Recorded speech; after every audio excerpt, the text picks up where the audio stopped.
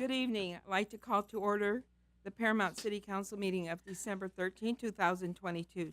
Tonight, we'll have the Pledge of Allegiance led by Paramount High School varsity cheerleader captain Alexa Jimenez, and the prayer will be given by Pastor Bo Stevens from the Chapel of Change. Please stand for the pledge and remain standing for the prayer.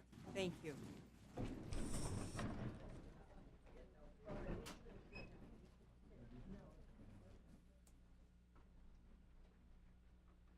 Hi, my name is Alexa Jimenez, and I will be leading the Pledge of Allegiance with Giselle Uria and Vialex Hernandez.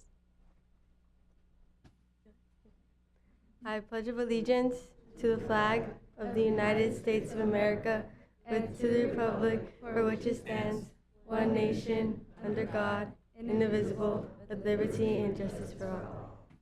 Thank you.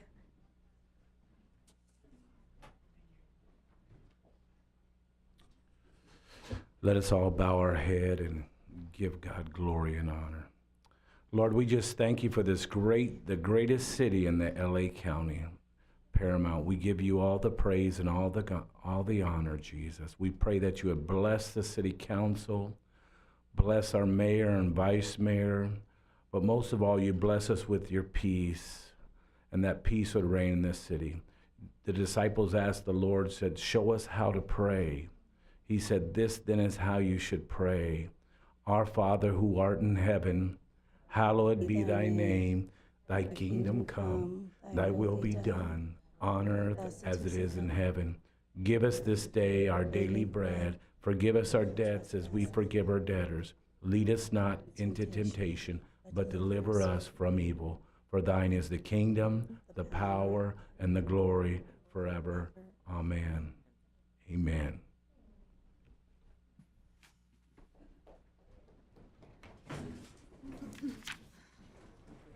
Heidi, may I have roll call of council members, please? Yes, Madam Mayor. Councilmember Delgadillo. Present. Councilmember Lemons. Here. Councilmember Olmos. Here. Vice Mayor Aguayo. Here. Mayor Cuellar Stallings. Here. All present. Thank you. We'll begin tonight's meeting with some special presentations. With my colleagues, please join me at the podium.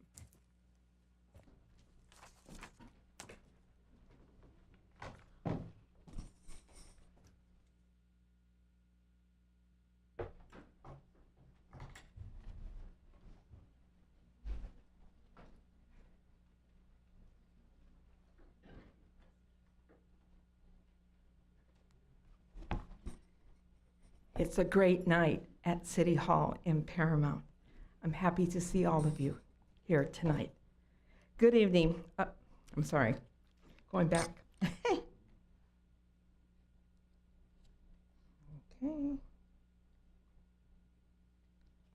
What happened? Okay, here I am.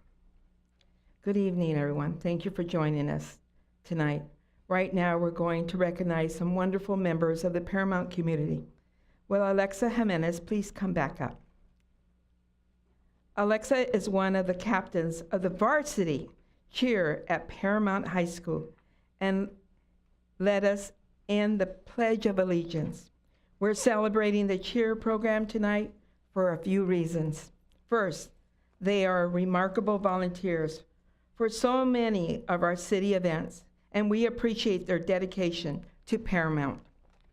Also, in February, they will be the first cheer team in the Paramount history high school to compete at the National High School Cheerleader Championship.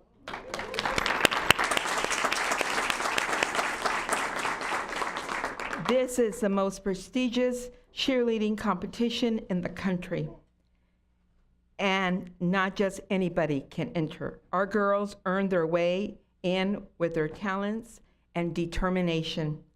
It takes place at the ESPN Wide World of Sports in Orlando, Florida. So congratulations on that, young ladies. Let's take a photo.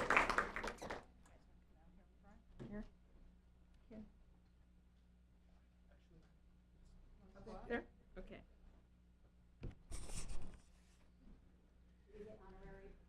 So council on the second.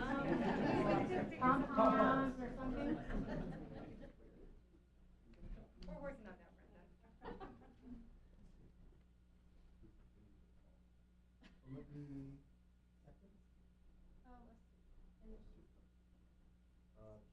Coquette.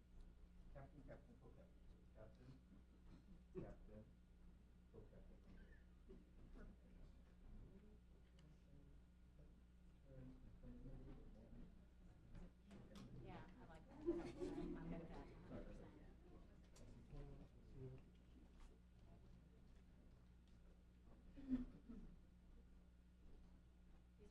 After we get this photo, can we get a cheer photo too? Cheer photo. After that. Everyone nice and tall, eyes right here. Good, 1, 2, 3. Vice Mayor Aguayo already called this on there. Yes, and good, 1, 2, 3. Last one, eyes here, 1, 2, 3. Thank you. Cheer photo on the count of here, but 1, 2, and 3. Cheer photo. What's a cheer photo? Thank you.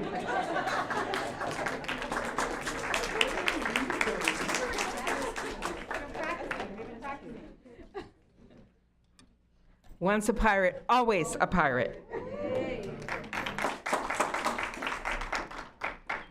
Now it's my pleasure to present the Mayor's Award for Excellence for December. Would Candace Galvan please join us?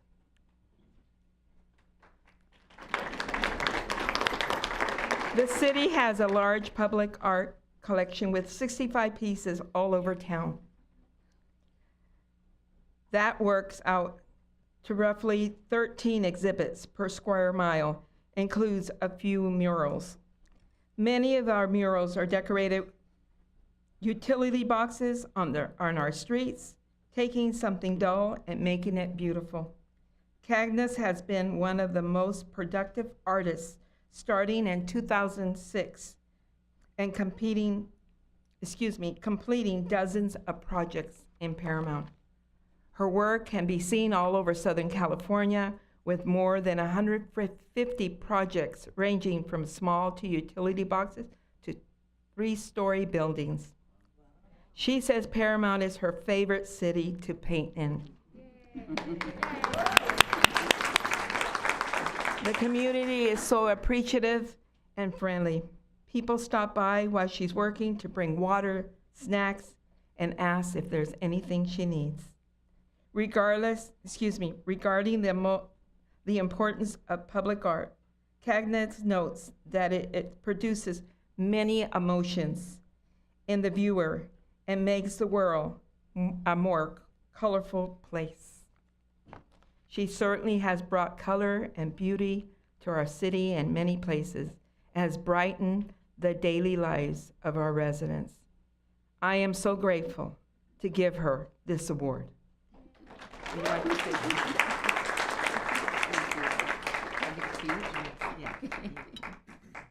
Oh, thank you, Mayor. Thank you, council members and city staff. I am truly honored for this. It's been such a wonderful place to paint, and it's just been a lot of fun, and getting to know all the city workers and all of you. Thank you, and happy holidays. No, that's okay. We'll stay on the bottom step. So your heels can touch the first step. Everyone take a half step to my right. Feet together, nice and tall, eyes on you.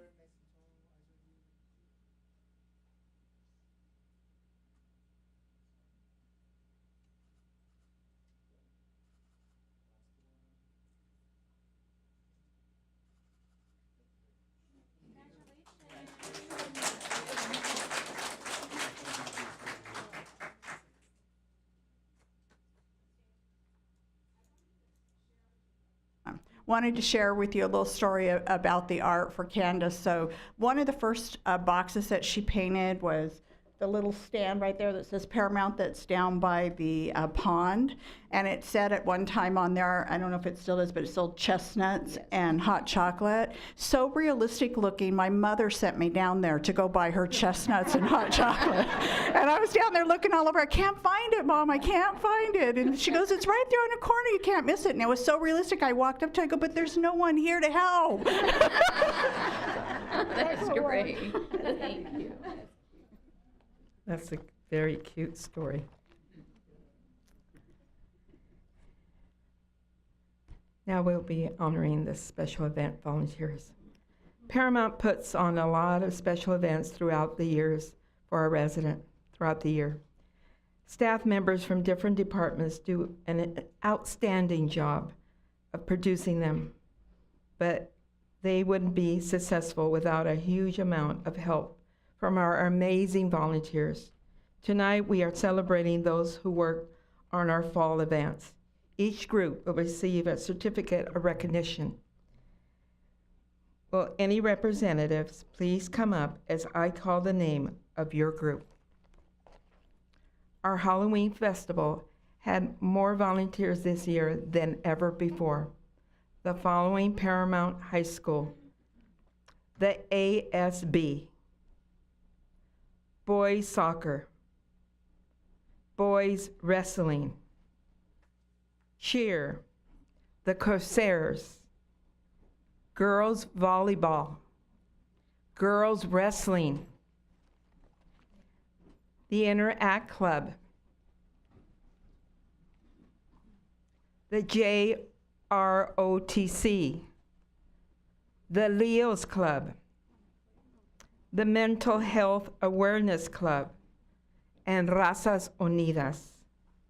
Also taking part were the following organizations and businesses: the 1660 Fit Volunteers, Candies for Less, Kendra Hospital, the LA Kings Iceland, the Lions Club, Mate Paint, Musa, Paramount Historical Society, Paramount Junior Athletic Association, Paramount Youth Soccer Organization, Suitable Solutions, America Insurance, Volunteers of America, the Women's Club, World Energy, and World Finance Group. So everybody but our staff, right? Let's give them an applause. Now we'll take a group photo. Okay. Okay, Ken. Can I get the 8 tallest people on the top step, please? 1, 2, 3, 4, 5, 6. Top step, please. Top step. Gentleman right here in the striped shirt, top step. The 2 ladies right here, top step. 1, 2, 3, 4. On the bottom step. Gentleman right here, second step. Second step, second step. Second step, please. All the way up. Just Second step. Second step right behind you. Oh, I see. Second step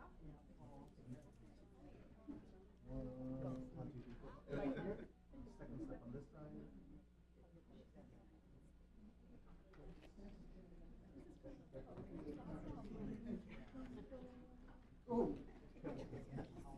Be careful.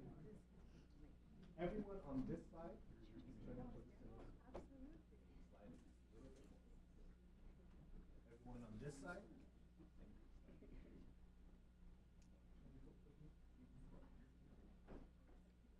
One, two, three. Again. 1, 2, 3, 4. On this end to my right. I have a special spot. Everyone on this first step on the right step, take this way. I'm going.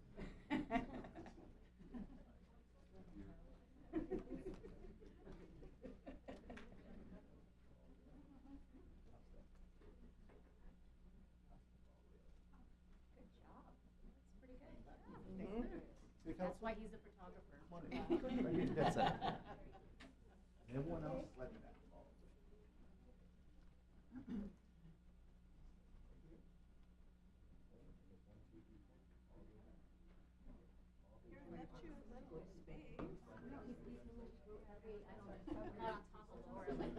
I could be Laura if you want me to.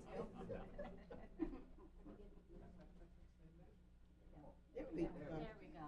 I got Laura.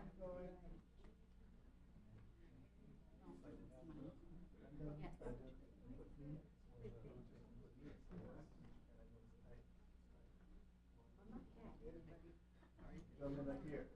That's first spot for you. Second step. Yeah, I could feel her.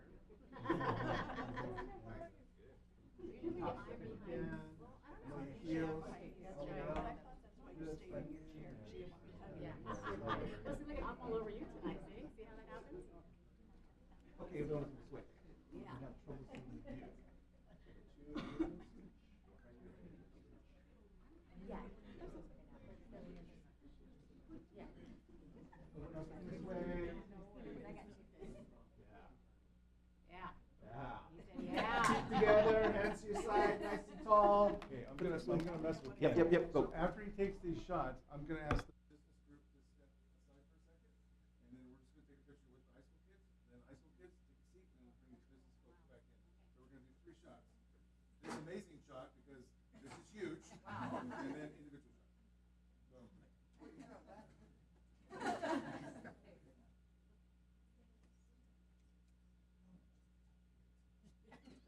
Yes, sir. Everyone else make this way.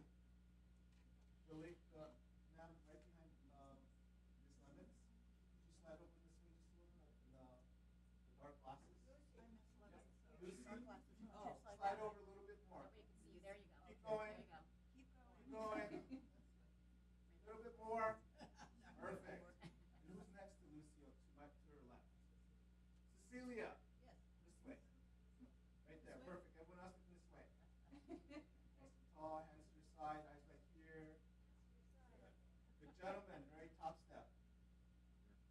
Slide over two. Eyes here, everyone. Perfect. The 2 on the very top step on my right hand side. Slide over 2 inches this way. Keep going. Slide over with your feet. Keep going. Keep going. Keep going. Keep going. Right there. Okay. Eyes here. Nice smile. Number 1, 2, 3. And then who do I have sitting right here, front row?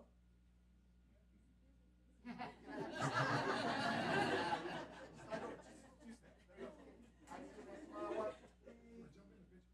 Yeah, front row. Last one. Eyes here. 1, 2, 3. Thank you very much. Next, so can I have my business community members, we can jump right to the board. And Ken, so the organizer? Yes.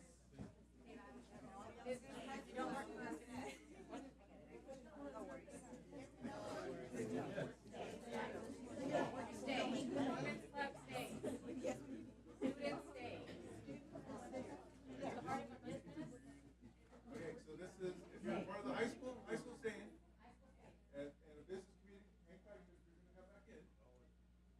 Okay. Council members, back in your positions, please. Back in position, please. Heels are gonna be touching the step, holding together. Sorry. Yeah. Women's club or the high school? Well, I think that to be, we're not making money. Wow. High school students only on this one? Yes, and we have two. Okay. students. Okay. I have to come up just for a second. No, you're fine. You're fine. I misunderstood. I thought you said business community sit down. I thought you said business community. I did, not realizing they were also here. Oh. Thus, Ken is correcting my mistake. All right, so student.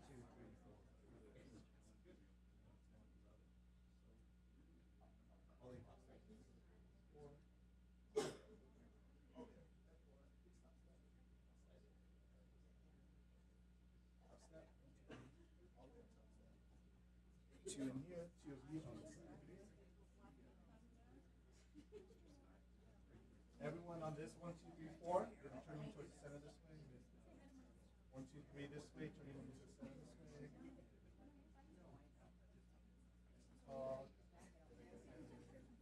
Eyes this way. Here we go.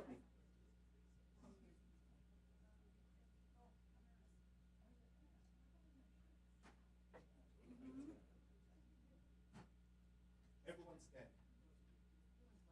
Half step. Everyone, half step this way. Right over. Let's see here.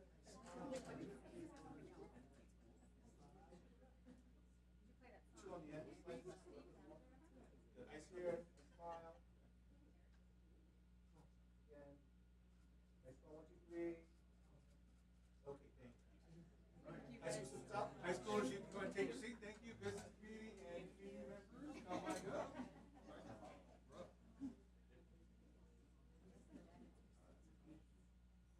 Everyone goes on the top step.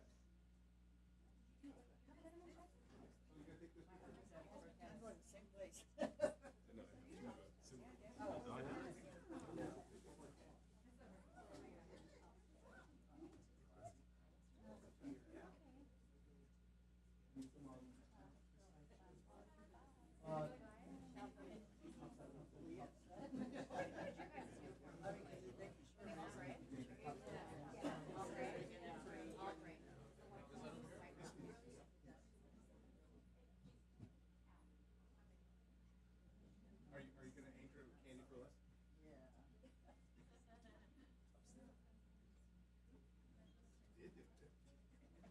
All the way up, please. All the way back. Everyone standing on this side, sliding into it. Up step. You can slide in just a little bit.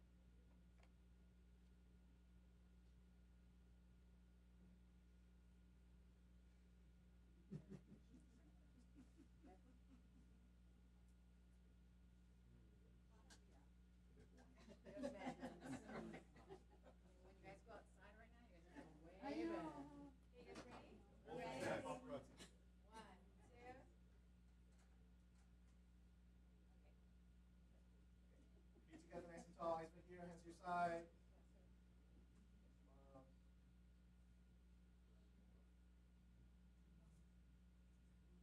One, two, and three.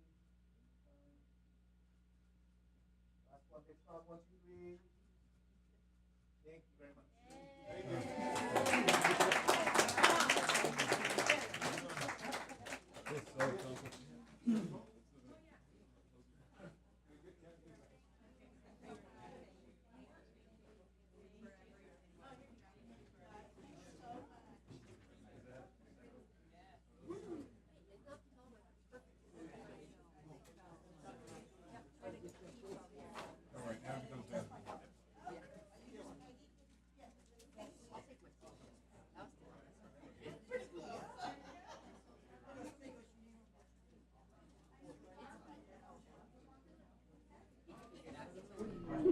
Okay. Next was the Veterans Celebration, where the Paramount High School JROTC did a great job as always. Can they please come up and take a photo? Are they here? David? Okay. Lastly was the Seniors Thanksgiving Luncheon volunteering. We had the Corsairs, the Paramount Rotary Club, Weber Metals, and World Energy. Please come up and we're going to take another photo. We have representatives from any of those 4 groups? We have Adrian. We have Earl. Okay. Where do you want us, Ken? Oh, he wants it up there. One step, on the main floor, heels touching back. We'll do mayor in the middle, the 2 gentlemen on either side of mayor.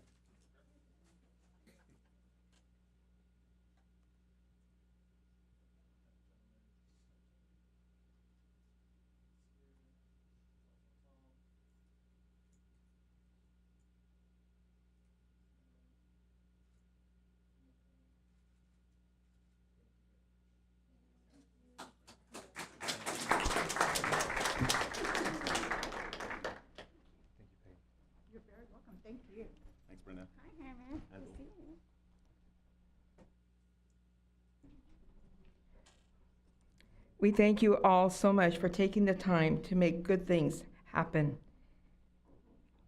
You make Paramount strong.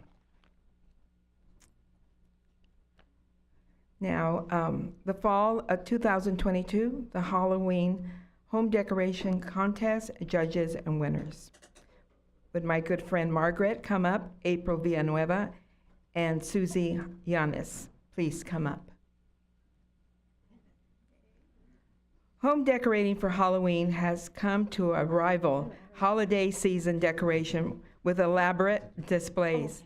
This year was our third annual Halloween home decorating contest to recognize some creative and spooky efforts around town. Margaret, April, and Susie volunteered to be our judges. It was a difficult job, but we appreciate their time and their thoughtfulness. There were 3 top winners, but all of our residents took part and deserve some praise. Every house was well decorated and lots of fun. As to the winners, please come up when I call your name. Congratulations, first place, Natalia Martinez. Second place, Jennifer Garcia. And third place, Shirley Rizzo. Thank you so much for bringing such joy to our community. Let's take a photo.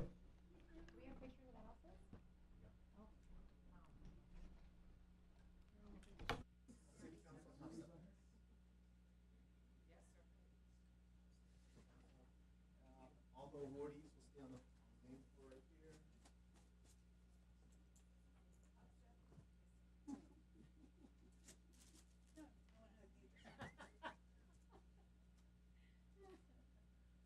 Mayor, I'm gonna have you get set center, so I'm gonna have council members one step to my right, please. A little bit more, half step to my right. 1, 2, 3. 4 right here. Slide back right here. And one step this way.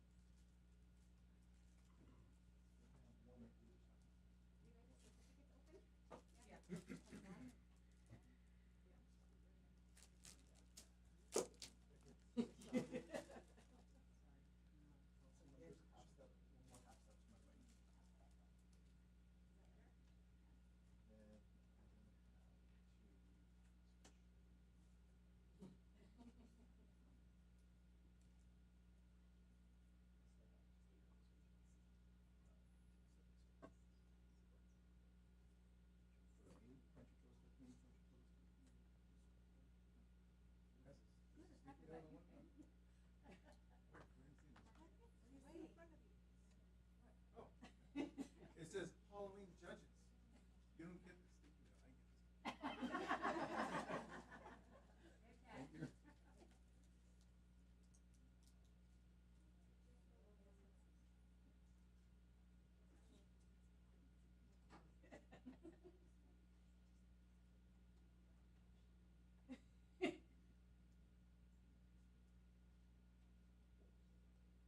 Together, nice and tall, eyes right here.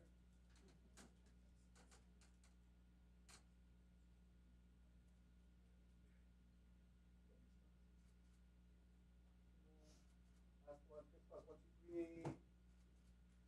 Right in the front. Turn your feet this way. Keep turning, rotate, rotate, rotate like that. Last one, 2 more eyes here, 1, 2, 3. Quick bow. Thank you.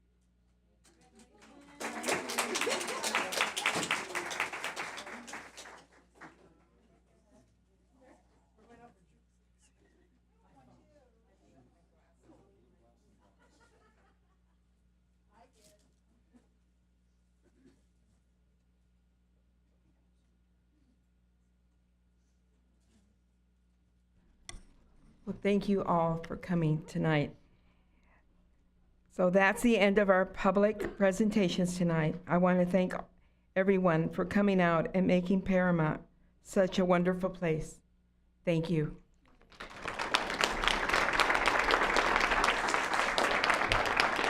you ladies join me back on the.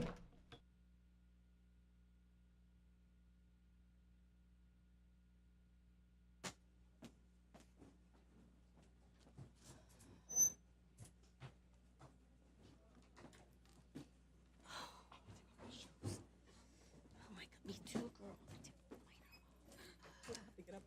Oh, no, we don't. Oh, this feels so good.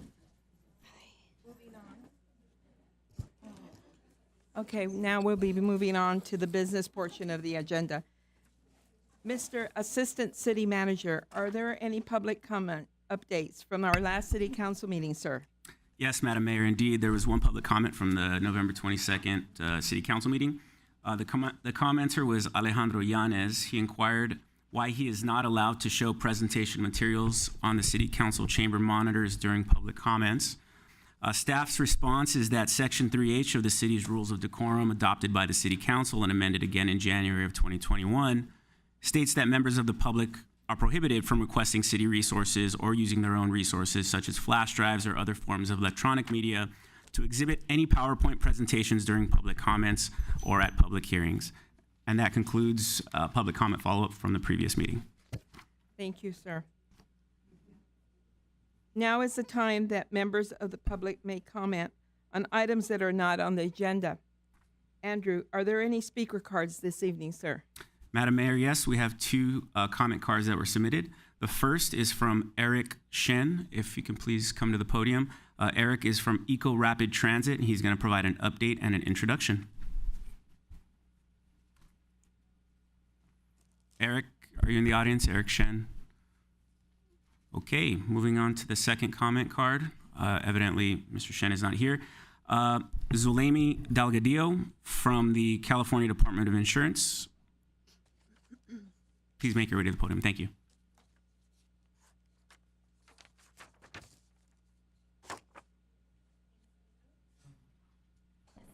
Hi, thank you for your time today, and appreciate being here.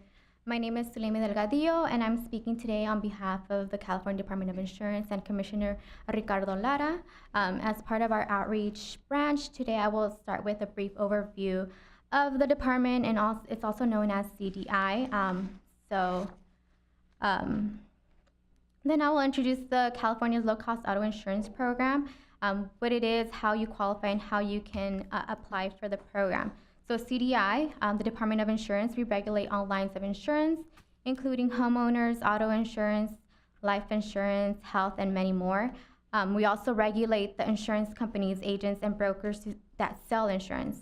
So in California, insurance companies collect over $340 billion in annual premiums. That's what you and I pay in premiums, of course. So our elected insurance commissioner, Ricardo Lara, ensures that insurers are solvent, consumers' complaints are addressed in a reasonable manner, and insurers and licensees play fairly in the marketplace. Everything we do at CDI is to protect the consumers from fraud and abuse. We also provide a number of free informative presentations and informational guides for homeowners, drivers, and our senior community. So anytime you have a question about insurance, or if you are shopping for insurance and want to know more, you can visit our website at insurance.ca.gov. And I also want to do a quick overview of our California's low-cost auto insurance program. This insurance program was established by the legislature in 1999 as a program designed to provide income-eligible good drivers with liability insurance at affordable rates as a way to meet California's mandatory auto insurance law, regardless of immigration status. So the annual premiums in California vary by county, ranging from $244 a year to $966. There are discounts if the consumer has been a licensed driver for 3 years with a good driving record. So it's a state program. It's sponsored by the California Department of Insurance, and to be eligible for the California low-cost auto insurance program, consumers must have a valid driver's license, own a vehicle valued at $25,000 or less, and meet income-eligible guidelines. And that's it. If you want to apply for or have questions about low-cost auto insurance program, you can visit mylowcostauto.com or call 866-602-8861. Thank you. Thank you. Is Eric Shen in the audience? He was our second public comment. I don't see the second public comment, so that concludes public comment. Madam Mayor. Thank you. Thank you, Andrew. Next, we'll move on to the consent calendar. May I have a motion to approve the consent calendar? So moved. Second. Heidi, may I have roll call, please? Councilmember Delgadillo? Yes. Councilmember Lemons? Yes. Councilmember Olmos? Yep. Vice Mayor Aguayo? Yes. Mayor Quer Stallings? Yes. Thank you. Next is the public hearing to extend the urgency ordinance number 1157. Andrew, may we have the report, please? Yes, thank you, Madam Mayor. This next item pertains to a controversial housing bill that was signed into law by Governor Gavin Newsom back in September 21. It's known as Senate Bill 9. The City Council has been very vocal in their opposition in the past about this bill, mostly because of its implications as an attack on our local control. Last year, the City Council adopted an urgency ordinance to try to help us mitigate some of the impacts related to the negative components of this bill. And with us this evening is our Planning Director, John Carver, who will elaborate on what's needed next. John. Yeah, thank you, Andrew, Madam Mayor and council members.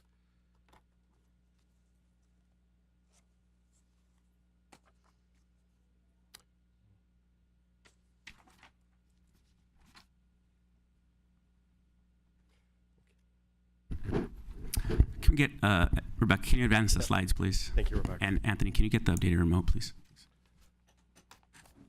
Okay, this item is an extension of an urgency ordinance adopted by the City Council implementing provisions from SB 9, which relate to urban lot splits and second unit residential projects in the single-family residential zone.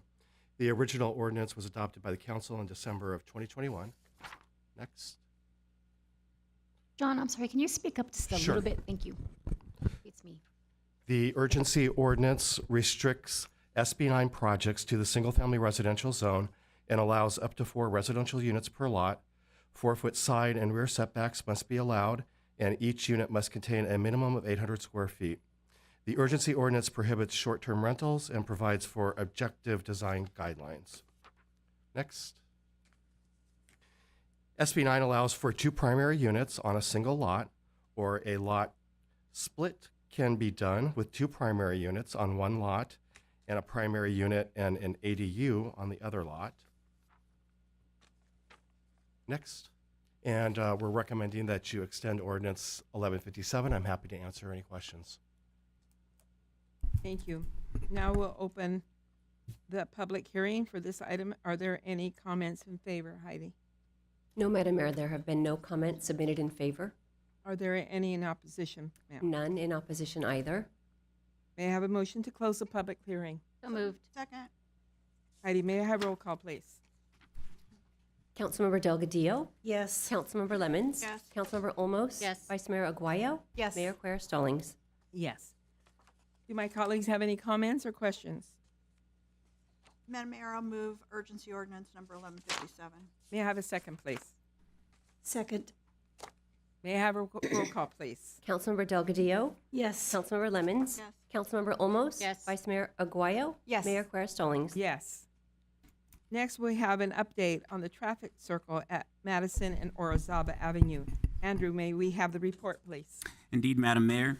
At the direction of the City Council, staff recently worked with our traffic engineer to install a temporary traffic circle as part of a 1-year pilot program in an effort to curb street racing and street takeovers. The test location, which again is for 1 year, was chosen for Madison Street at Orizaba. The City Council requested an update on this pilot program after its installation, and I'm going to turn it over to our Public Works Director, Adriana Figueroa, to provide an update and talk about future plans. Adriana. Thank you, Andrew. Madam Mayor and members of the City Council, our presentation, by the way, today is going to be tag team. Our city engineer is here, Rafael Casillas, and I'll introduce the item and I'll turn it over to him. So earlier this year in February, the City Council received a comprehensive presentation regarding speed racing activities and mitigation measures. This was presented by our city attorney in collaboration with our public safety team, Deputy District Attorney, LA County Sheriff Department, California Highway Patrol, and of course our city engineer. During that presentation, our city engineer discussed limitations to physical barriers on arterial streets and presented options for local streets or neighborhood streets. At that meeting, staff received direction to explore the traffic circle option that had been presented. So now I'm going to turn it over to our city engineer, Rafael Casillas, who is going to recap the rules and regulations for roadway design and discuss further the traffic circle option, including an update on the project. Good evening, Madam Mayor and Council. Oh, perfect. I forgot to do this. And once again, this is a kind of an update and a recap. I will answer any questions as I go along. So if I'm kind of brief, but there's something you'd like to more in depth, please by all means feel free to stop me. First of all, just roadway design. Just once again, we are required to follow a variety of guidelines of the Federal Highway Administration, the Streets and Highway Code, the American Association State of Highway Transportation Officials, California Manual for Uniform Traffic Control Devices, and the Institute of Transportation Engineering. Those are the guidelines that we use for highway safety and design of roadways and traffic signals and basically all the regulatory signs out there. For arterial streets, just one thing we want to point out is that there's no physical barriers being recommended at arterial and collectors, basically roadways that have large volumes of traffic that transport goods throughout the city and through the adjacent communities. The design challenges typically are the traffic flow, eliminating hazards, and safety for all users. So those are primary factors that we have in mind when we do traffic control devices. Once again, this is for arterial streets, and let me move over to the next slide. Any questions so far? Just have any questions? Just really, arterial means public streets, like not residential, but. Correct. Okay, I just want to make sure. Right, and that's why I want to make sure. So local streets are residential, Right. low volumes, less than 2,000 vehicles. Local. Local, yeah, residential neighborhoods, things of that nature. Arterial and collectors start to get into transportation of vehicles and movement into those communities. And then you have principal arterials, which are larger transportation corridors. They have truck routes, bus lanes, and things of that nature. So arterials are kind of moving in that direction. It's to bring traffic into those neighborhoods, and local are residential. Okay, what we have here is basically an intersection where we currently have raised pavement markers, also known as bot dots, which are the yellow ceramic circles or plastic in some cases. As you can see, they do not stop vehicles from doing street takeovers. Vehicles can drive over them, but they are not preventing vehicles from doing donuts or traffic takeovers. As you're aware, there's a neighboring community that has tried these at some of the larger streets, and they've been unsuccessful in reducing the amount of street takeovers at those locations. Typically, what we look out for is roadway hazards when we're designing roadways, things like potholes, raised obstacles, loose debris. So in the same token, when we do design for these roadways, we want to make sure that they're smooth, level, and it's not going to create any hazards for any of the public that's out there utilizing these locations. Sight distance is a key factor when taking a look at roadway design. Basically, the faster you're moving in the roadway, you need a more clear-sighted distance. The slower you're moving in the roadway, you can reduce the amount of sight distance required to stop or mitigate anything that might be in the roadway. Traffic circle pilot program. What we did is we went ahead and installed at Madison and Orizaba a temporary traffic circle, and it cost approximately $12,000 to put in all the delineators and striping, and it included 2 additional stops, so it's a 4-way stop now at this location, and some additional red curbing. And it's been in place now for approximately, I'm going to say like 3 months, a little right about there. We continue to monitor the situation, and we're going to continue to see how this location's working. A more permanent construction or a traffic circle would cost approximately $100,000, and that would include such things or amenities such as large trees, landscaping, and more enhancements. Right now, the location is primarily striping and delineators, which I have a photo of that. So this is the temporary traffic control device, the installation. And as you can see, we have the yellow circle with the delineators that are glued down, and it prevents vehicles from driving through the intersection. Some of the markings you're seeing in the photo were there prior to the installation, not after, but this was one of the locations that was targeted based on calls that we had received from the police substation, and one of the 5 locations that was early on or selected from that earlier discussions. Okay, any questions on this existing location at this time? Is this going to be the end of on this particular project here? When you're asked for questions, are you going to go into more about this one? I can come back to it, or I can answer any questions at the end as well. I have so. a few questions just on this particular project. Okay, and then maybe at the end, at my next slide, and then I'll open it up for some discussion. Okay. As we took a look at the existing location, we are looking to enhance a couple additional items that we noticed. We're going to go out to Orizaba and Madison and install crosswalk limit lines, so that way the pedestrians have a more defined location on where they're crossing at the intersection. And then we're going to include outside a white edge line to the traffic circle, so vehicles that are doing the circle will also stay closer to the circle and make sure that they're not impeding with the pedestrians that may be crossing at that location. And we're in the process now of working on getting a striping contractor to go out there and make some of those enhancements. And that's, I guess the next slide goes to the next steps, but I'd be happy to either answer some questions or turn it over to Adriana. Do my colleagues have any questions or comments? I have a question. I'd like to know how the neighbors that live on Orizaba, what are their comments about this situation? Do they approve? Do they disapprove? I can take that. How are they feeling now about this? I can take that. Councilmember Delgadillo, we have received, I want to say, 3 calls. 2 of them were not receptive to this. They didn't like the installation, whether it's the temporary or the permanent. And one of the callers, once I explained that this is a temporary installation, that the more permanent one would look similar to the one that we have on Jefferson, and that person was aware of that one, then she was happy with that, with that explanation, and that was the end of that. We have been telling the 3 people that contacted us, we've been telling them that we're going to monitor this for about a year to see the success of it, and then we'll come back with a recommendation. Okay, thank you very much.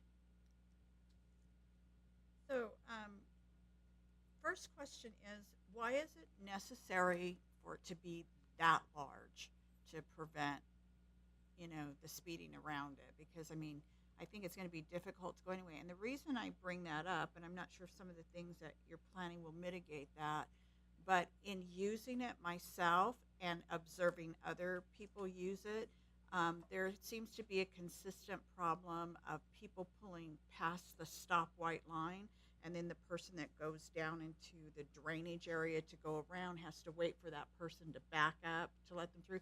Because I think we all kind of overshoot a corner when we pull up to it and wait to see, if there's traffic coming. So if they don't stay behind that white line that you've moved back, then you have to get them to move to make that circle. So is it necessary for it to be that big? You bring up a good point. I have not witnessed that, but I will definitely take a look at that.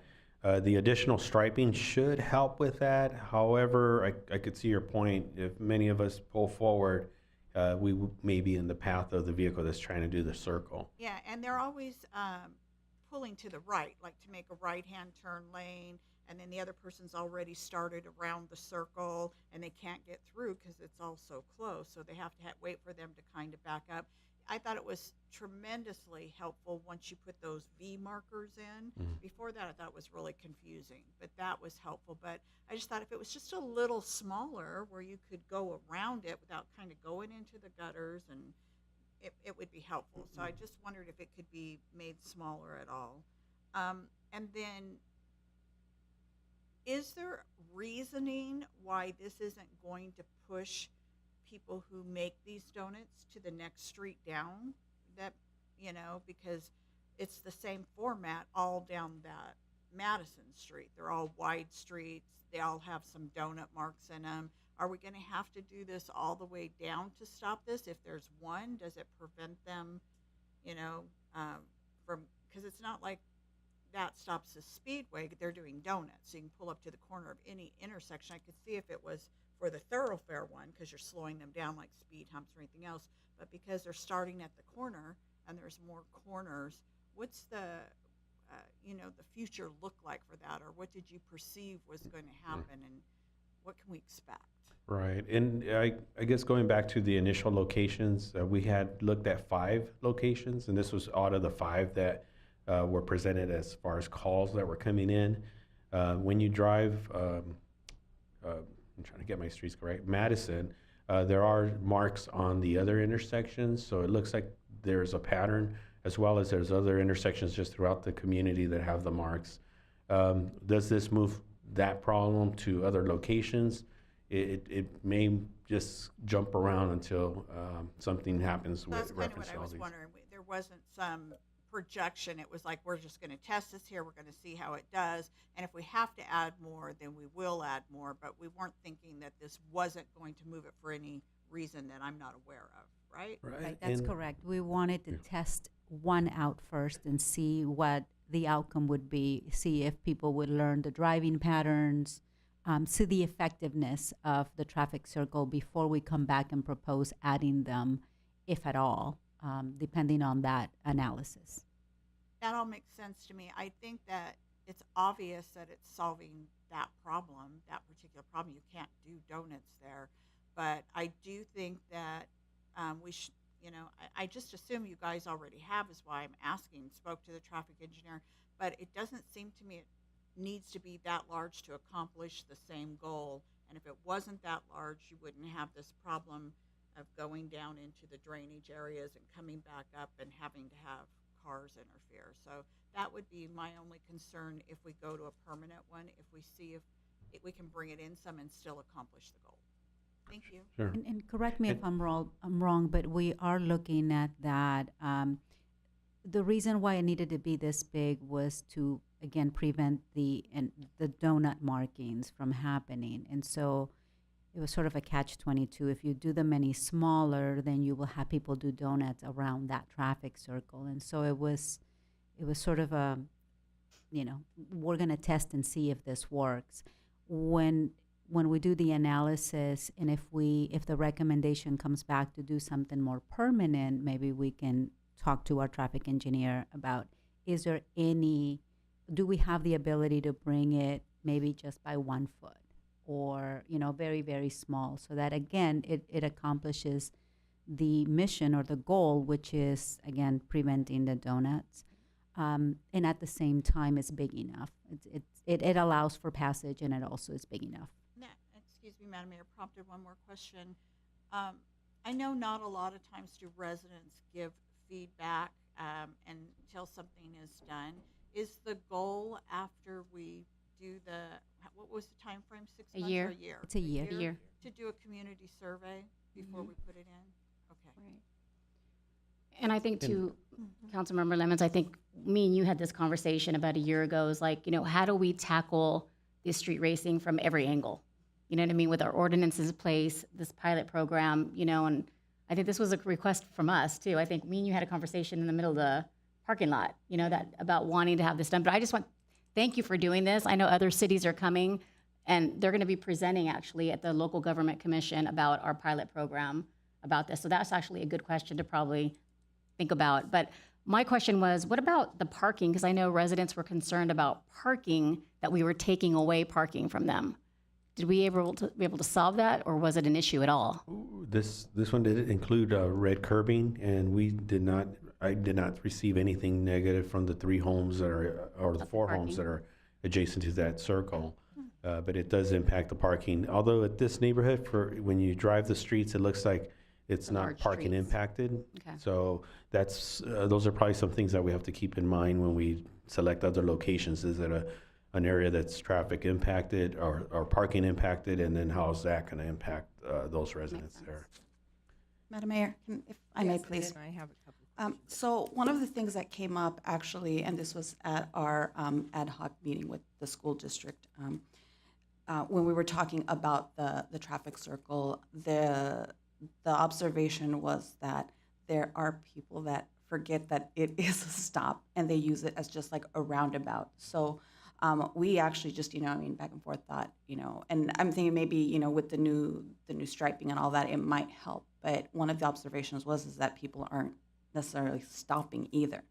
So I don't know if that's come up, and if I don't know, some of those flashing stop signs or something, so that people are aware of it. Like I said, this came up at an ad hoc meeting, and the other thing is, so again, just something to just maybe observe and see. Like I said, I myself haven't seen it, but it was a concern that was brought up.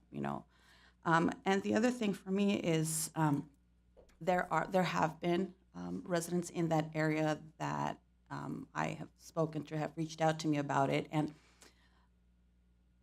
there are residents that aren't in that area that just really dislike it. They're saying it doesn't look pretty, and we're like, well, it's a pilot program. It's we're looking into it, but the residents, for me, it has been that the ones that live in that area are happy with it because they are noticing that.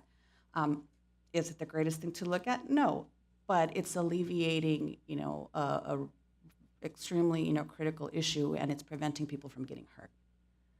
So that's been just my experience with the residents, some of the residents that live in that area. I live in that neighborhood, so I did receive some good comments and then some concerned comments. And the comments was that I had mentioned to John a couple years ago, we installed that blinking light on Adams and Orizaba Avenue, and that has helped tremendously right by Lincoln School and the Paramount Unified School District office.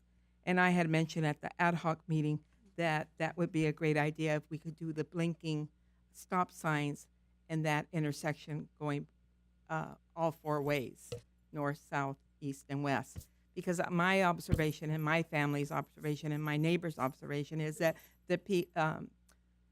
the driving pattern is they're not making a complete stop.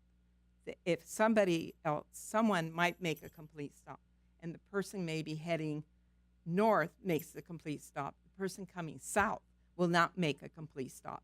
Then the person going west will not make a complete stop. And they continue to go, and the person going north is waiting for them, because then you're causing a little bit of traffic jam. Because then the person on the north side going north, is getting upset because he or she's not getting her turn to go into the circle. But those are some of my observations. The neighbor's observation has been that even though it's decreased in our neighborhood, it's increased to one of my neighbors on Georgia and Madison. They've gotten a high volume of donuts occurring now. And they're also occurring on California and Madison Avenue. And not only that, it's increasing on Jefferson and Orizaba. So those are the concerns that have been expressed to me by some of my neighbors. Even though it's kind of toned it down a little bit in our neighborhood, there's still quite a bit of concerns in our neighborhood. And then another concern is that children walking to school, because some of our kids do walk in the neighborhood school. They go to Lincoln School, and they walk by themselves. And quite a few of the vehicles are making, and I'm mentioning again, a complete stop. So I think hopefully you can take into consideration the blinking stopping lights. Maybe that will bring it to their attention to make a complete stop. Or if we could have maybe a deputy come for a couple days and just observe, watch what they're doing, because it's I hope that it never happens, but these are our children. These are our residents crossing, And I have quite a few seniors that walk back and forth to the market and walk to the 99-cent store and go to Northgate with their little shopping basket. And that was one of the concerns of one of the children of the elderly woman, is that she almost got hit by a car because they aren't making the complete stops. And that's concerning to me because these are our residents. So if there's anything you could be, they would really appreciate it. If there's anything possibly that you can do to help them out or in any way, I would greatly appreciate it. Madam Mayor, if I Yes. may, hearing this, I can work with my colleague Maggie Matson in Public Safety to see if we can have more enforcement, because it's really not a matter of extra lights. These people are not following the rules, period. And so I think it's a matter of enforcement and trying that first. We have some criteria for the blinking lights. We just do it around schools. And so if we were to open it up everywhere else, it would be massive. So we can try the enforcement first and see if that helps, and we can go from there. Okay. We would greatly appreciate it, and I know the residents in my neighborhood would greatly appreciate that, for you to take that into consideration. Thank you so much. Yes, and I know we had the last step, which is, I think we kind of walked into those items, which we were turning over to Adriana. Yeah, so what I was going to say is that in terms of next steps, we're going to continue to monitor the activity at this location, both from a public safety perspective, but also as well as roadway design. We are then going to conduct an engineering analysis after that 1 year of implementation to determine the effectiveness of this pilot project. But on a parallel track, we're going to make sure to include funding in the fiscal year 24 budget for the more permanent and aesthetically pleasing option for a traffic circle in anticipation of favorable results from the engineering analysis. So once that analysis is conducted, we'll share the results with the City Council and provide recommendations at that time. And that concludes our presentation. Okay, thank you. Thank you for your time. Moving on, we'll have the Development Impact Feed Report. Andrew, may I have a report, please, sir? Yes, thank you, Madam Mayor. As part of the city's schedule of fees, we assess nominal fees on developments and projects that occur in the city to offset different administrative costs, as well as different costs associated with rights of way. A new state law is requiring some ministerial changes to how we disclose these fees. And our planning director, John Carver, again, will handle this report and provide you with the details. Thank you, Andrew. Madam Mayor and council members. AB 602 was signed into law in September of 2021 and is intended to provide transparency regarding local development impact fees. AB 602 requires that a 5-year report be available for public review. The city has 4 development impact fees that apply to projects. These are a public art fee, a park development fee, a sewer reconstruction fee, and a water capital improvement fee. Looking first at the public art fee, projects valued at $100,000 or more are charged a fee of 1% of the project valuation. We've used this fund recently to purchase the bronze ratification flag at City Hall and to paint wall murals and utility boxes. Total revenue in FY 2022 was $25,880. The park development fee is collected on multifamily housing projects to develop or rehabilitate parks and recreational facilities. Recent expenditures include the community gardens renovation and the community center improvements. Total revenue in FY 2022 was $1,750. The sewer reconstruction fee is collected on projects that require a connection to the sewer system in the public right-of-way. Total revenue in FY 2022 was $0. The water capital improvement fee is collected on housing projects or where an increase in consumption will occur. Recent projects include the water wells and installation of new services. Total revenue in FY 2022 was $1,600. Included in your agenda is the annual report and a 5-year summary that is required by AB 602. These items were made available for the public to review, and notice was placed in the Paramount Journal, the city's website, and at various city facilities. And it's recommended that you approve the annual development fee impact report for fiscal year 2021-2022, including the 5-year summary, and I'm happy to answer any questions. Do my colleagues have any comments or questions? Is there a motion for this item then? So moved, Lemons. Second, Aguayo. Heidi, may I have roll call, please? Councilmember Delgadillo? Yes. Councilmember Lemons? Yes. Councilmember Olmos? Yes. Vice Mayor Aguayo? Yes. Mayor Quer Stallings? Yes. Next is the resolution number 22051, amending the authorized position of listing for part-time employees. Andrew, may we have the report, please? Yes, Madam Mayor, I'll give this report. So from time to time, modifications to our structure of the organization are needed to ensure the efficiency of operations. At this time, we are encountering a high need for special projects in the area of economic and community development that we believe warrants a specialized part-time position. The city manager is recommending, the addition of a new part-time position called a special projects manager.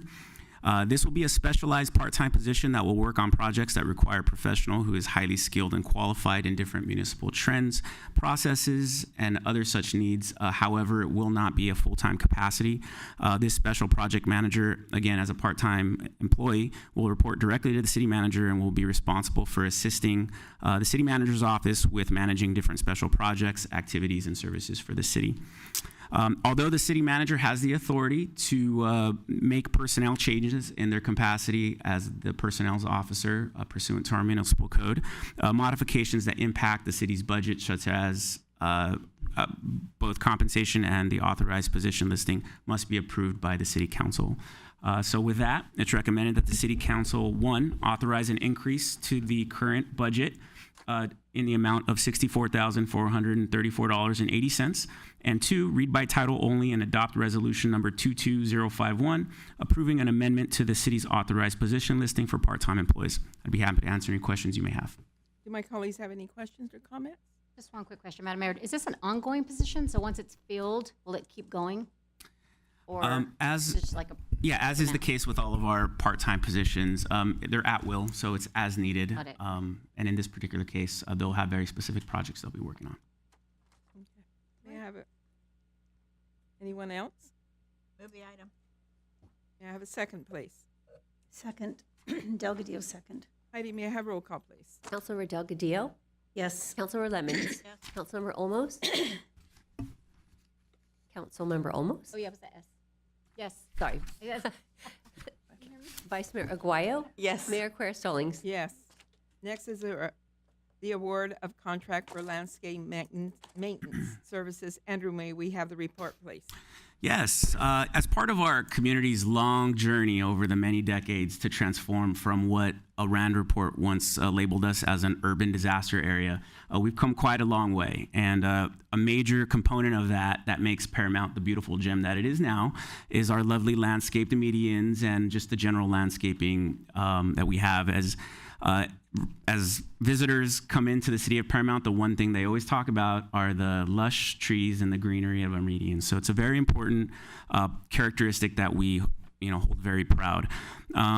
Obviously, we're very particular with how we keep up and maintain our medians and landscape standards, and we also hold the companies that we work with who provide those services to the same degree and high standard.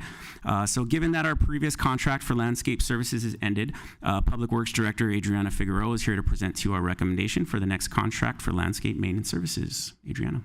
Thank you, Andrew. Madam Mayor and members of the council. In December of 2020, the City Council awarded a contract for landscape maintenance services to Brightview Landscape Services. The contract was for a 2-year term ending in December of 2022. On August 8th of this year, Brightview ceased all landscape maintenance services in the city.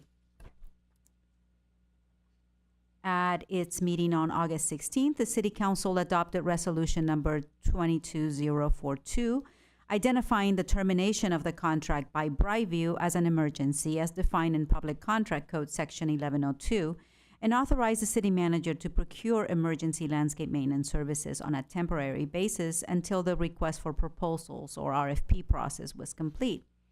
In September, council approved an agreement with Greenfield Landscaping and Maintenance under the established emergency conditions. In October of this year, the city issued a request for proposals to solicit qualified landscape maintenance firms. As part of the RFP process, staff looked at the capacity of the firms to perform landscape maintenance for the city, their experience with similar types of contracts, maintenance of similar plant materials, and their performance in a formal interview.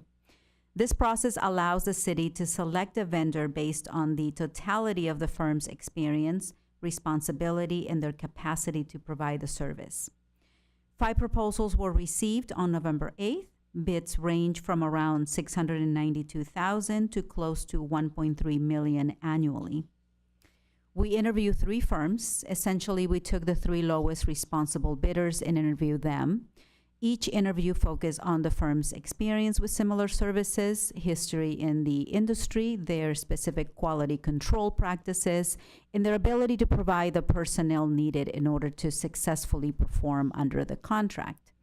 As allowed under law, these types of service contracts are not solely dependent on cost, but rather on all the various components I've covered. Based on an analysis of the services and experience from each firm, along with their proposed personnel deployment for each category of service, staff recommends awarding the contract to Greenfield Landscaping and Maintenance, Inc. in the amount of $692,056.85 per year, which translates into $57,671.40 per month. Greenfield Landscaping has been in the landscape business for over 15 years. They currently service several school districts and large HOAs and have been providing emergency landscape services for the city for the past 4 months. While Greenfield initially had some challenges getting their services up and running, we have seen great improvements and are confident they can provide the level of service that we expect from our contractors. Additionally, they were the lowest responsible bid out of all proposals received. Funding for these services is included in the fiscal year 23 maintenance and operations budget within our landscape division, utilizing general funds. However, an additional $100,000 will need to be included to cover the additional contract costs. So with that, it is recommended that the City Council, 1, appropriate $100,000 from the available general fund balance, and 2, authorize the award of contract for landscape maintenance services to Greenfield Landscaping and Maintenance, Inc. in the amount of $692,056.85 per year for a 2-year term, and authorize the mayor or her designee to execute the agreement. That concludes my presentation, but I'll be happy to answer any questions the council may have. Do my colleagues have any comments or questions? Yeah, hallelujah. Is that what you wrote? Excited. We desperately need our landscaping contractor back, and I can't wait to see things get back to the beauty that they once were. They really need a lot of work. So I'm thrilled. I make a motion. Okay, I'll I have a second.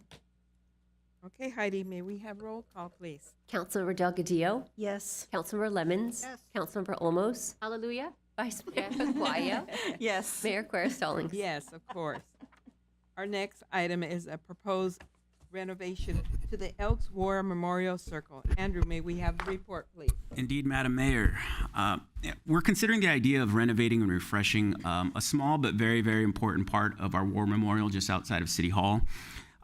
The idea and concept is still in its infancy. In fact, we haven't even issued the design work yet. However, I'll turn it over to Community Services Director Dave Johnson to give you a little bit more information on the details. Dave.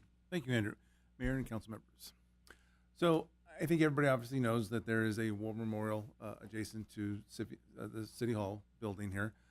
What I think a lot of people don't know is that there's a little circle, not a little circle, but there's a circle that identifies on the 5 spokes of a star the 5 services that existed at the time that that circle was donated. It was donated by the Elks, and they actually have their logo in the middle of that circle.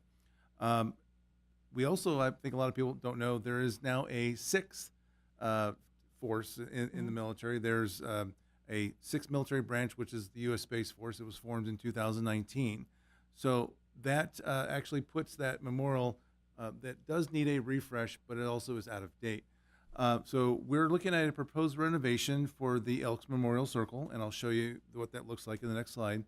So it includes the 6 military branches, but we're also proposing that it would include a statue of what you commonly see now in memorials, which is called the Fallen Soldier Battle Cross. As Andrew mentioned, we don't know what this would cost to design it. We're not asking for that funding at this point. We're asking for council authorization to proceed with that process to identify what the design cost would be, place that in mid-year budget as a recommendation for council review. We did go to the Elks. Obviously, this is something they donated many, many decades ago. They are in favor of this. Their only ask really is that they be kept in the process and that their plaque be kept as part of the memorial, which certainly is what we would like to see happen. So this is what it currently looks like. It's the circle we're talking about is the photo to the left. It is just that area comprised of that circle with the star in the middle of it. And again, those are the 5 points of the star for the 5 branches that existed previously. We're not touching any other part of the Memorial Plaza. So you see that art piece there directly behind it that's tall. We're not talking about that. Any of the granite pieces with the names on it, we're not talking about that. Just that circle with the tile in there and the plaque. The Elks plaque is to your right, so it's directly in the center of what's currently there. So a design firm would need to find a way to present those 6 branches, incorporate the Elks logo, and what we're proposing is the Fallen Soldier Battle Cross to be included in that. Again, this is very common that you see now. There are 2 options. You can do it with the kneeling soldier or without. When we took it to the Elks, their preference was actually to have the kneeling soldier in front of the battle cross. I kind of agree. So what we're recommending is that the City Council approve a proposed renovation to the Elks Memorial Circle and direct staff to include the design costs in the mid-year 22-23 budget recommendations. I'd be happy to answer any questions. Do my colleagues have any comments or questions? I think this is a great idea. I agree. It is a great idea. You just want a consensus that we'd like you to go ahead and look at some numbers? That's correct, and then we'll put that number in the mid-year budget recommendations. Okay. May I have a motion, please? Oh, we needed one. So moved. Second. Roll call, please, Heidi. Councilmember Delgadillo? Yes. Councilmember Lemons? Yes. Councilmember Olmos? Yes. Vice Mayor Aguayo? Yes. Mayor Quer Stallings? Yes. Okay. Our last new business item is the 2023 City Council meeting schedule. Andrew, may I have the report, please? Yes, as you recall, we recently adopted a revised City Council meeting calendar schedule so that we meet on the 2nd and 4th Tuesdays. Obviously, this has proven to be quite effective so far in that it provides less disruptions on an annual basis. However, looking ahead at 2023, we figured this would happen. There are, of course, a couple of conflicts, specifically as it pertains to trainings and conferences for the City Council. So we want to try something new this year, and we want to go ahead and proactively make arrangements so that we can address these conflicts ahead of time. So with that, I'll turn it over to our City Clerk, Heidi Luce, to provide you with more information. Heidi. Well, thank you, Mr. City Manager. Well, that was pretty much the report. So if we can move to the next slide. In your agenda packet was the draft City Council meeting schedule. And what we've done is looked at all of the conferences and of city events. And on this calendar is listed all of the potential conflicts. You'll see there are 2 that we've identified as conflicts that staff is recommending that the meetings be canceled. The first one is the January 10th meeting that conflicts with the Sacramento Legislative Tour that Contract Cities puts on. And December 26th is a conflict with the Christmas holiday. So the other 2 you see on the calendar, the City Leaders Summit, we're not making any recommended action. That's actually a local conference and would allow for travel time. And then the second one that's up for discussion this evening is the NALEO conference, which is scheduled for July 11th and 13th, which would conflict with the July 11th City Council meeting. And then if you've had a chance to review your calendars, if you know of anything else that may be a conflict. One other item that was in the report, many cities take a summer break and go dark for one meeting or another. that's something that the city council can consider based on your schedules and other events that are going on. But Naleo is one that is a conflict. So with that, we've just presented this for your review and discussion. And once you've had a chance to look at it, if you have any additions, we can add them. And we'd like to ultimately approve the city council calendar and move forward with advertising any meetings that are going to be canceled. That concludes my report, and I'm happy to answer any questions. Do my colleagues have any comments or questions? May I have approval for the item? Have a motion, moved. please? Yeah, second. May I ask for one clarification? Do you have any thoughts, going back to the calendar, if you don't mind, Rebecca, on an action for the July 11th meeting? You want to keep it on? Do you think that's one that should be? Well, we need a quorum, right? We would need 3 people. You would need 3 people at the meeting to have a meeting. So if it's likely that council has an interest in attending the NALEO conference, if 3 or more or 2 or more go, we wouldn't be able to. I plan to attend. I plan to attend also. Yeah, I haven't decided yet. Yeah, I haven't either. It would also be something to consider based on the fact that sometimes councils go dark one meeting or another. Mm-hmm. You could choose that as the meeting, and then whether you go or don't go would be. You also have the ability to, if there are no items of that need to be discussed, a meeting can be canceled, but you don't have to. We don't have to have them all pre-canceled. We just wanted to have some direction on meetings that we may not hold. I have a question. Is it possible for us to be able to zoom in to a meeting if it's necessary? So Is that a possibility?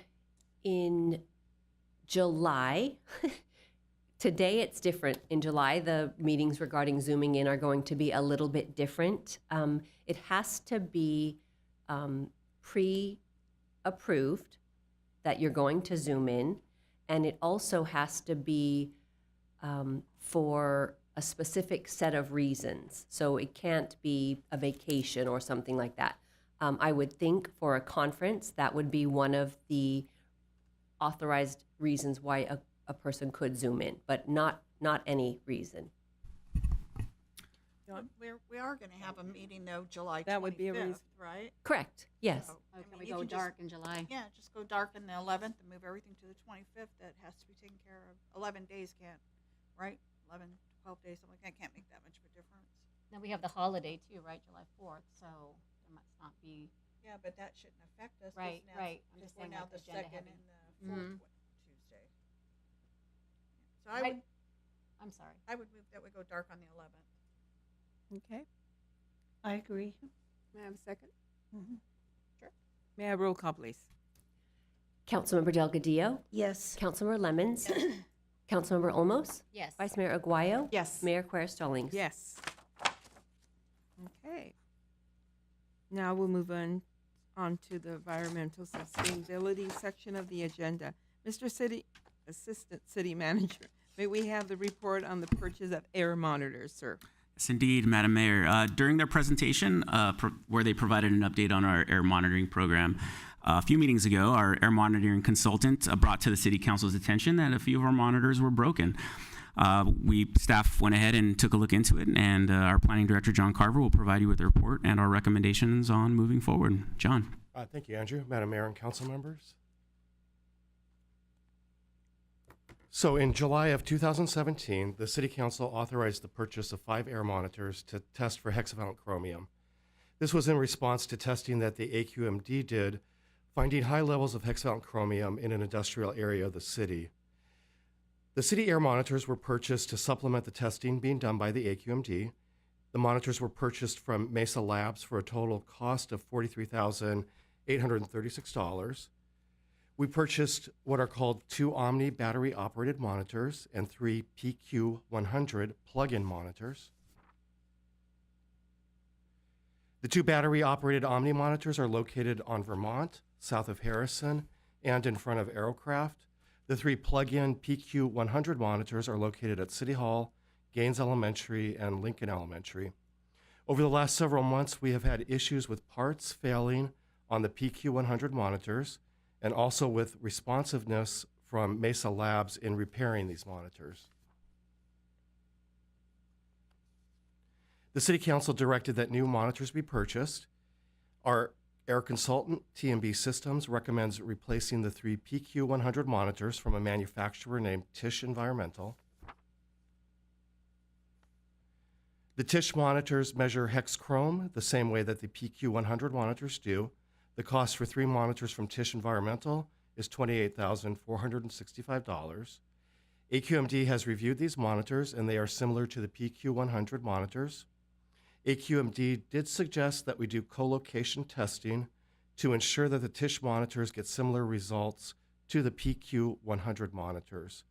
We plan to rent a Tisch monitor for co-location testing, and we are asking the council this evening for authorization to purchase the Tisch monitors should the co-location tests be similar. Looking at the Omni monitors, we have not had any issues. However, given the age of the monitors, nearly 7 years old, TMB recommends purchasing 2 additional monitors from Mesa Labs. Mesa Labs is the only manufacturer that produces battery-operated monitors that can be attached to a pole. Battery-operated monitors allow us to locate them anywhere in the city. The cost for 2 Omni monitors is $11,210. The total cost for 5 monitors is $39,675.62. This cost was not included in the FY 2022-2023 budget, but will be reflected at mid-year. It's recommended that the City Council, 1, authorize the purchase of 5 air monitors at a total cost of $39,675.92, and 2, appropriate an additional $39,675.62 from the available general fund balance. That concludes my presentation. I'm happy to answer any questions. Okay. Do my colleagues have any questions or comments? I just have one, Madam Mayor. You know, John, keep me honest in this and correct me if I'm wrong. Didn't we receive grants, or was a grant only for reading? Help me on that one. We recently received the EPA grant, and Right. almost $320,000. Okay. That's to pay for monitoring. Okay. We'll receive that grant next year.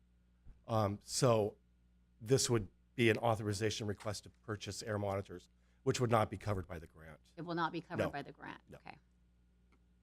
Okay, may I have a motion? Is this the, I'm sorry, Sorry. Madam Mayor, is this the model that was recommended to us by the consultant, or did you get something else? No, this was recommended to us by the consultant, and AQMD did look at the specifications and concurs that they measure hex chrome similar to what we currently have. And I saw, when you said there was nothing wrong with some battery-operated monitors, right? Yes, that's correct. So when he was talking about the monitors that are broken down all the time, that we have trouble getting the replacement parts for, those were the non-battery operated? That's correct. Okay. And this is a purchase for 5 monitors. That's right. And how many do we currently have? We have 5. So it'll give us a complete replacement of everything. It will. Okay. All right. Okay. I'll move the item. I'll second. We have roll call, please. Heidi. Councilmember Delgadillo? Yes. Councilmember Lemons? Yes. Councilmember Olmos? Yes. Vice Mayor Aguayo? Yes. Mayor Quer Stallings? Yes. Now it's time for council member reports. We'll start with Councilmember Annette. Okay, thank you, Madam Mayor. First of all, I attended our beautiful tree lighting ceremony along with my lovely colleagues. And it was wonderful to have our community come together with the holiday spirit in their hearts. I also rode the Santa train and enjoyed traveling through our city neighborhoods. At every stop, our community had cheery faces, they were given a treat bag, and they were ready for photos with Santa. There was a lot of excitement in the air, and everyone had, there was a lot of fun for everyone, and it was a success. On Thursday evening, I was honored to portray Mrs. Santa Claus on the Santa train. The children of our city are all so precious and adorable. David Johnson, I'm looking forward to next year being Mrs. Claus, so, you know, I'm raising my hand now. I'm a volunteer. And I commend all staff, city employees, and everyone in our community for making this Santa Train a success for our whole community. And thank you all so much. I attended the Musa Mom Breakfast along with Mayor Stallings and Vice Mayor Aguayo. And our city honored these wonderful ladies for their contribution to packaging the treats for the Santa Train, and also for all what they do in our city. And finally, I attended the Light Up Life ceremony sponsored by Pathways. And also at this time, I want to wish my colleagues and all city staff and employees and our lovely community a Merry Christmas, Happy Holidays, and have a very happy New Year, and see everyone again in 2023. Thank you. Thank you. Councilmember Olmos, please. Thank you, Madam Mayor. I'm just going to shoot it down because I think we were so busy with activities. I just wanted to share with the residents how much we've done, I think, over the past 4 weeks. So tree lighting, reading of the holiday books, recapping our holiday recipe, right? Our train, our snow fest, the chamber, thank you for your holiday event. I just want to shout out to the speaker for joining us on the tree lighting, and Supervisor Janice Hahn for joining us on the train. When we told her about a train, she didn't realize how big our train was. Like, she was just amazed by the train, so she wants to come back next year. I do want to say congratulations to Total Western on their 50th anniversary. We attended that as well. I do want to say also thank you to the city for donating the trees. I don't know how many trees total, but I know the Historical Society, we did collect a tree and we delivered it to the family yesterday. So it was a tree, ornaments, and we purchased some gifts for the family. So thank you again for the city for thinking of that. So there are going to be some happy families getting a pre-lit tree. What else do I have? For our committee reports, Councilmember Lemons and I attended our homeless ad hoc committee yesterday. Some of the things that we covered was our update on collaboration with our Salvation Army Bell Shelter, collaboration with the Family Promise of South Bay. We also discussed the timeline of updating our city plan to help prevent and combat homelessness and continue to do that. And I think the great thing about our ad hoc and our team is that we really think out of the box. How else can we prevent homelessness? I think right now we're all looking at housing. How do we get these people to a shelter?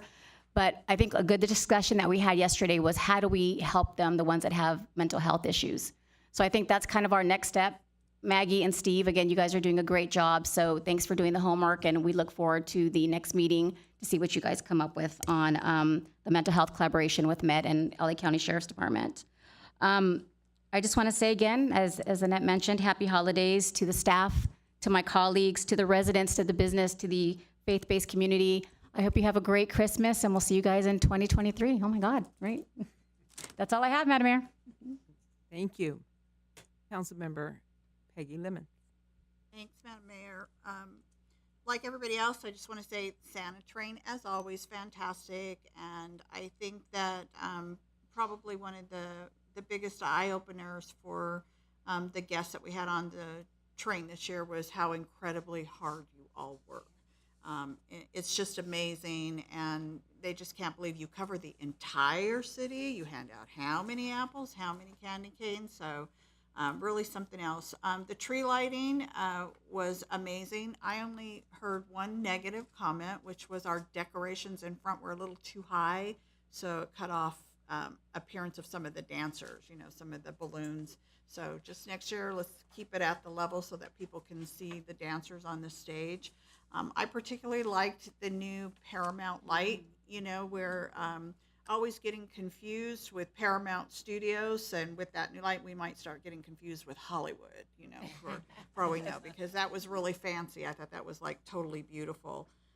You guys did a great job on that too. I want to remind everybody that in connection with the holidays, we are still collecting toys, correct? In conjunction with the Women's Club to distribute to deserving children. I would really love to see us come together and make sure that there isn't a single child in Paramount who needs a toy that doesn't get a toy. David, help me out. I think drop-offs are at the local substation, City Hall, and The city maintenance yard are the 3 sites. You can also take them to the Chamber of Commerce. you can take them to the Chamber of Commerce. So there's no dollar limit. Children appreciate anything at the holidays. For the younger children, the older children, boys, girls, it's going to give you a really good feeling. Take a few of those dollars and just drop off a toy to help us make sure that every kid in Paramount gets a toy. I also wanted to inform you that Siaka is having their annual Santa Paws event on Saturday, December 17th from 11 to 1. And what this is you can go with your pet and have a picture taken with your dog, your cat, your bird, your rabbit, whatever it is. There's a $10 donation. They will give you a photo, and that money then in turn goes to help support animal adoptions for our homeless pets. So please do that, and along with everybody else, happy holidays, Merry Christmas, and thank you, staff, for your incredibly hard work throughout this entire season. Thank you. Vice Mayor Aguayo, please. We've been really busy. We've been really busy, and it has all been great. And, again, to all of the departments, the staff, everybody, the volunteers, everybody that has come out and helped make these events so successful. We were kind of talking about some of the other events, surrounding us, and it really, again, Santa Train, I mean, we hear it, and people are asking, well, how can I be on it? And I think we had a lot of guests on there this year that, again, had no idea. They were just kind of blown away by it. I know personally, one of my guests said, I understand why it's so difficult to teach on Santa Train Day. He said, I had no idea, and he said, it is actually more difficult than on Halloween, because I keep hearing the Santa Train is coming and the Santa Train is coming. So originally, I had said, just halfway, and then you can, go back to the city yard because of, other commitments, and, you have to get up early. And halfway through, he actually said, well, can I stay for the rest of it? And he said, I had no idea the work that goes into it. So thank you for all of your work. It does not go unnoticed by, and I speak for my colleagues on this, I think. It does not go unnoticed, not just by us, but the residents as well. So thank you for that. And everything else, like I said, we've been really busy. So I thought that this week we were going to slow down, and then I got, a reminder of oh, don't forget, Wednesday, Thursday, Friday, we have all these things going on. But you know what, it has been great. So thank you for that. And to our residents, just Merry Christmas, Happy New Year. Thank you. As my colleagues mentioned, we were very busy since November, late November. Christmas tree lighting, the holiday mixer from the chamber. We attended the Sheriff Luna swearing in with my colleagues, the Santa Train, and what an honor it was to be Mrs. Santa Claus. And I am ever grateful to the little girl that gave me this little bracelet. And I really cherish it. I apologize, I didn't ask for your name, but thank you. I wear it every day to remind me of you. Thank you. I didn't realize what Miss Santa was going to mean to all the children. So I think it was a hit. And we were able to, all the colleagues, we read a book, so that should be coming out on social media. And also attended the 50th anniversary to the Total Western. Congratulations, as Council Member Brenda almost said, to your corporation. Congratulations. And also the Musa Breakfast, I want to really thank them. They do quite a bit, as my colleagues mentioned. They do they volunteer in all areas and all events in our city. Thank you from the bottom of my heart for everything you do for our community. And also, I wasn't planning to go to the Fest, but my husband convinced me. He goes, "Come on, let's go. I'll go." And I told him, I said, "I thought you had trouble walking." And he said, "No, let's go." So we arrived, and before I knew it, he was convincing me to go down the snow sled hill. And I was up the steps, and I'm like, "I don't think so, Danny. I think I'm not going to do this." And he said, "If you were able to do it in the swimming pool, you could do this one." So staff heard that, and I'm like, "Okay." So I did. But it was a blast. I thought it wasn't going to stop. It was the hay that stopped it. Otherwise, I thought I was going to go through the whole park of Paramount. You had to do it anyway. You promised the Yes, kids I at the did. tree I lighting did. you were I going did. down. And I did. I went down. I have a picture at home. I'll bring it next time.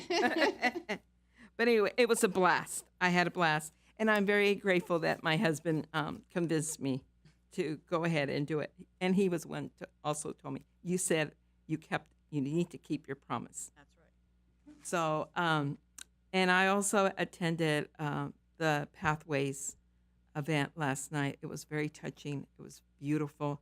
It was in the city of Lakewood. Thank you, the city of Lakewood, for hosting that. The choir was Mayfair High School. Beautiful voices. And last, I would like to wish happy birthday. Well, we already celebrated for our Vice Mayor Aguayo. Last week was her birthday. And this other coming week will be Councilmember Annette. She'll have a birthday coming up. So we want to wish both of you happy Thank birthday. you. Thank you very much. The 27th of December, folks. Here, Oh, my goodness. birthday. But anyway, lastly, I would like to wish everyone a blessed Merry Christmas, a Happy New Year to you and your families. Like I said before, mi casa es su casa.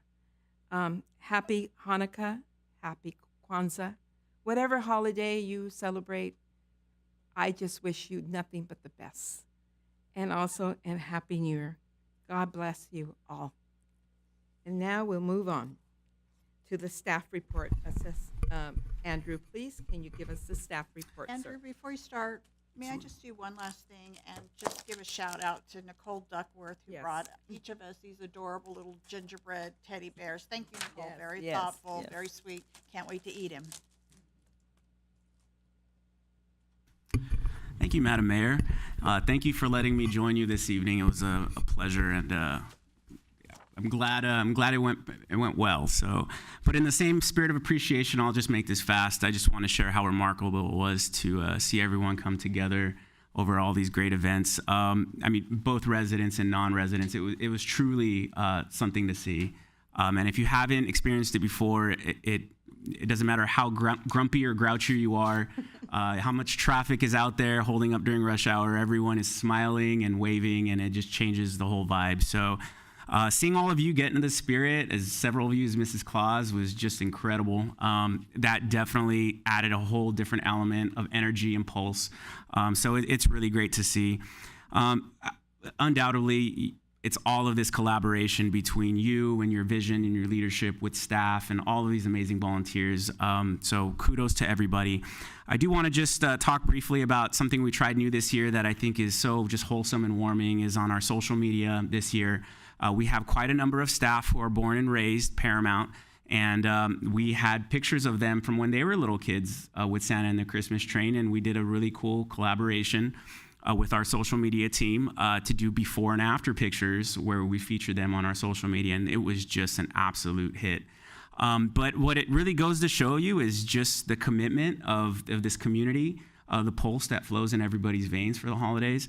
I'll share with you just 3 brief examples of just how dedicated this community is, and particularly our staff. To give you an idea of the background, we have staff working from 6 a.m. to 11 p.m. on those days. I met somebody working as a Santa's helper who's done this for 16 years, only this. They have another full-time job, but they come back to do this. We have a public works employee who's been decorating the tree for 16 years, and they're about to retire, and I'll just say it, he got a little teary-eyed, being this was going to be his last year. And we had a retired employee come back to play a very key part of this year's Santa train. And that, I think, is just a microcosm of just the polls. So thank you to all of you for your vision. And I just want to thank all the staff out there. Thank you very much, and I'll cut it short. So just on behalf of all of staff, happy holidays to all of you, and thank you very much. You guys are great. Yes, awesome. Yes, and one last thing I want to mention is, yes, from the bottom of my heart and my colleagues, thank you to all the staff. Every one of you is a very important part of everything that we do in the events that we do for our residents. And I want to thank Yesenia and her staff for helping us dress up like Miss Santa Claus, because it took time, a lot of bobby pins, a lot of braids, a lot of makeup, some stuff that I didn't Hairspray. even know about, but anyway, I wanted to mention that. Some shiny rose thing they put on her cheeks, and they were telling us, so I'm like, oh my God. So anyway, thank you, all of you, thank you. Okay. The city council meeting is adjourned to a meeting on Tuesday, January 24th, 2023 at 5 o'clock. Now I'll call to order the meeting of the Assessor Agency from Paramount Redevelopment Agency. Heidi, may I have roll call of council members, please? Yes, Madam Mayor. Councilmember Delgadillo. Present. Councilmember Lemons. Here. Councilmember Olmos. Vice Mayor Aguayo. Here. Mayor Quer Stallings. Yes. Are there any public comments? No, Madam Mayor, no public comments. Okay. May I have a motion to approve the consent calendar? So moved. Second. May I have roll call, please, Heidi? Councilmember Delgadillo. Yes. Councilmember Lemons. Yes. Councilmember Olmos. Yes. Vice Mayor Aguayo. Yes. Mayor Quer Stallings. Yes. Thank you. The Assessor Agency meeting is adjourned to a meeting on January 24th at 5 o'clock. God bless everyone. Good night. Thank you.